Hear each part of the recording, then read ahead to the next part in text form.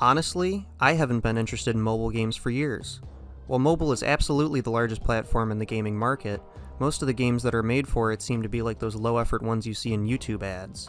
This is in part because of how easily accessible game development has become over the years, allowing more devs to enter the space.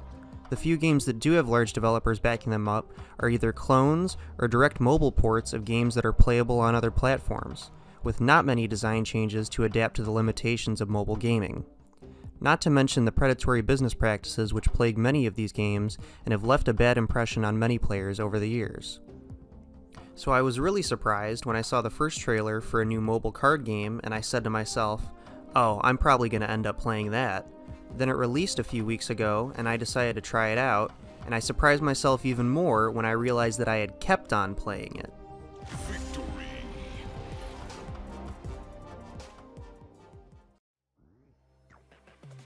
To sum it up briefly, Marvel Snap is a card game that's most similar to Gwent, with a little bit of Valve's Forgotten Artifact sprinkled in, and a poker-style bluffing mechanic on top of everything. Decks consist of 12 cards, and the game itself typically has 6 turns, with players gaining 1 additional mana each turn.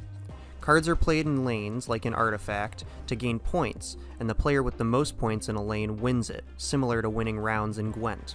The main gimmick of Marvel Snap is that each lane has a location that's randomized out of a set for every game. An additional gimmick is the snap mechanic, which allows players who are confident they'll win a match to bet more of their ranking points, upping the payout whether they win or lose. Now let's dive a little deeper into how typical card game features were changed to optimize Snap for mobile devices. Everything in Marvel Snap is built around minimizing friction. Friction being anything that takes players out of the core game loop. Designing this way is useful for mobile games in particular because any frustration with a game can lead players to deleting it and downloading another game from the App Store within seconds. One common card game system that Marvel Snap changed is the mulligan. Traditionally, after the starting draw in a card game, players can redraw, also known as a mulligan, all or a certain amount of cards in their hand that they don't like. Rules across different physical and digital card games vary, but they all boil down to getting a second chance to get the cards you want. This system gives the player more choice in an attempt to minimize the randomness and friction of getting dealt a bad hand at the start of the game. So it might seem strange that the developers of Marvel Snap removed the mulligan entirely. In a thread on Twitter, the former Hearthstone game director and director of Marvel Snap, Brode, discussed why the team made the decision. Given the desire to increase variance, to counteract the small decks, and to also play up the variance of starting hand strengths to allow the bluffing of the snap mechanic to be more interesting, we decided not to have a mulligan. And this measure did seem to be effective, because to this day, there's no mulligan feature present in Marvel Snap. But there was a problem. Players wanted the mulligan back because of how often they would end up with no cards to play on the first turn. Luckily, a card that was already in the game could be used to solve this issue. In Snap, there are a group of cards which can only be drawn on specific turns. These include Domino, which is always drawn on turn 2, and America Chavez, which is always drawn on turn 6. Another card in this group, Quicksilver, is guaranteed to start in your opening hand. Since the card wasn't available for new players, and they didn't have access to a mulligan, they would occasionally end up with no turn 1 plays no matter what other cards they put in their deck. Once the developers added the card to the starting deck, they noticed that all the feedback dried up. And with these two changes, removing the mulligan and making Quicksilver easily accessible, Marvel Snap became a more frictionless experience and even quicker to play. Gwent, Hearthstone, and Legends of Runeterra are a few recent examples of card games which have used existing IPs to not only attract players, but also help them infer mechanics before looking at any card descriptions. Marvel Snap's cards have similar associations with Marvel characters. Mr. Fantastic stretches across multiple locations, Nightcrawler can teleport across lanes, and Hulk smashes. Matching up heroes and villains with appropriate card game abilities helps to onboard players using schema. Schema being a psychological concept which describes how we make mental models based on past experiences to digest complex information more easily. Since card games can be some of the most complicated out there, and Marvel is one of the most popular IPs in the world, schema can be and is used in Snap to offload information that would normally require a lot more reading. The Marvel IP is especially useful when it comes to mobile games, as it becomes more likely that the broad demographic audience that uses the platform will be able to connect with and understand it. In other words, the average person who plays games on their phone is a lot more likely to know who Iron Man is than they are King Varian Rin or Geralt of Rivia. To me, the most brilliant use of schema in Marvel Snap is that when you kill Uncle Ben, a Spider-Man card swings into your hand. A perfect use of a backstory everyone knows to help players understand a combo in a card game. A few systems come together in Marvel Snap to make it feel like a card game with a design that is specifically optimized for mobile devices. The small deck sizes combined with a general 6-turn limit and short turn timer ensures players can feel the satisfaction of playing out a full deck strategy in a short amount of time. In most games, both players will utilize a majority of their cards, even though an average game only takes about 2 to 3 minutes, with longer ones maxing out around 4 minutes total.